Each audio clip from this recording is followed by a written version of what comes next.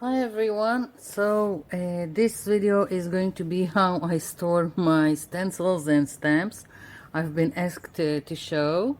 So first of all, stencils. All my stencils are in this kind of binders inside page protectors, and I've got like 3 binders. This one is the most used, the other 2 are just a mess. I do try to keep some order. It doesn't always work. This one is the main one, and I don't know if you can notice, but everything is upside down, and there is a reason. It's on a table that is near me, and when I want to take a stencil and I want it quick, I just reach out and take it out. So that's why it's like this. I don't want it the other way, because there are stuff here and I can't get it quickly.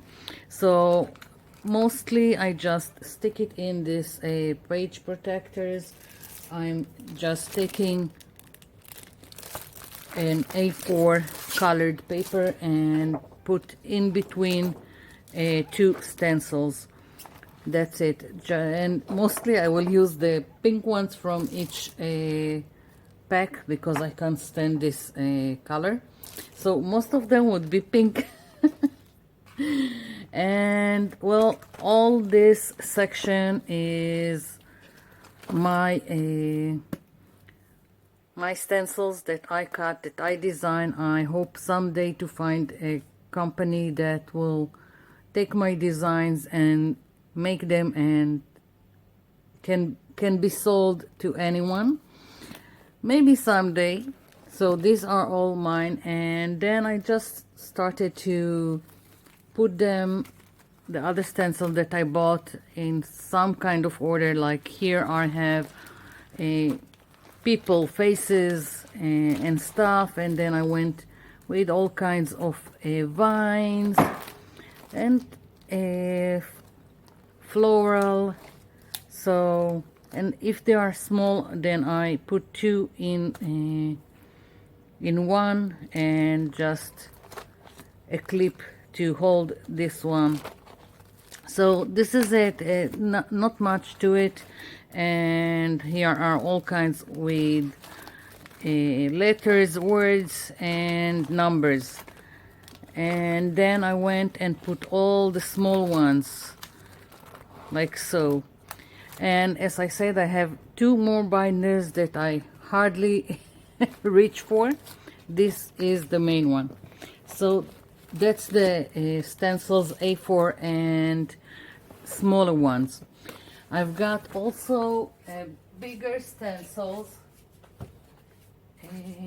Here we are. These are, most of them are mandalas, and they are 12 by 12 inch or 30 by 30 centimeters. And what I've done is I've taken these 2 things that I don't know what they are called in English. These are, I bought from IKEA, but you can buy it in any office supply store or whatever. And what I've done is cut this piece here in the front, so I can slide 2 in, and then I've put duct tape to hold everything together, and also on the bottom. And then all the bigger stencils are here, and I can go like this and find whatever I want. That's because I couldn't find a big binder to put everything else, like I've done with the A4s and smaller. So that's my solution for the bigger stencils. So moving on to stamps. So at first I only had wooden stamps like this, and that's what and all kinds of foam stamps for kids that sometimes are just great. The fact that they are for kids doesn't bother, and sometimes it's just great to use them in the background. So they are just here in this shoebox. That's it. I mostly don't use them, and the ones that I use are here at the top. I love this one, and I don't buy them anymore. It's just not not as effective as the clear ones. So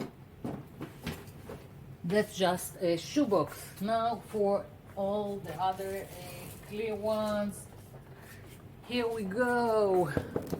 This is just one. I have two, and the container is just a clear container that I bought at the cheap store, and these containers come in all kinds of sizes, and they are supposed to be so you can organize your refrigerator. I don't care. It organized my stamps. And what I've done is I'm gonna tilt it a little bit so maybe you will see. I made dividers with just cardboard and different color, just so I can see where it is and reach quickly for what I want. So I have like a steampunk, butterflies, flowers, leaves, hearts, birds, and so on and so on. So, and it really helps that it's in a clear container. Now it's almost don't have any more room, but I don't buy anymore. It's really you reach a point where enough is enough. You really don't need more stamps. And I had all kinds of stamps that were just, I don't know, floating around. So what I've done is I've taken a piece of cardboard, and some of them also lost their ability to cling. So I put like score tape in the back and put them on, and then I just put them in this kind of a plastic, and this is just a velcro, adhesive velcro, and that's it. So stamps that were just not in their original pack and also lost their cling, that's what I've done. And they are on acetate, and I don't know if you can see it, but there is a score tape here that holds them in place. So that's it. That's the clear stamps. And the only other stuff that I have is stamps that I made from craft foam. Most of them, and not just craft foam like this one, are all kinds of from the hardware aisle in the cheap store. Gasket, maybe they are called, I don't know, this rubber thingies that I glued to craft foam. So most of these are from craft foam, and what I've done is just taking all kinds of binders, put velcro again in the back, and that's how they are mostly organized. Just sticky velcro which sometimes gets out of place, but now this, because it's velcro, it's a craft foam, and because most of them are on a foam core board, as you can see, it just takes a lot of space. So it got filled real quickly, and at some time I didn't have more space, and I don't have more space for any more binders. So the next ones I just again put in a shoebox. Here are the other stamps, and here I've got all my I don't know if to call them stamps, but these are all kinds of silicone mats, trivet, that sometimes I use as stamps, making marks, or like stenciling, because I can spray through it.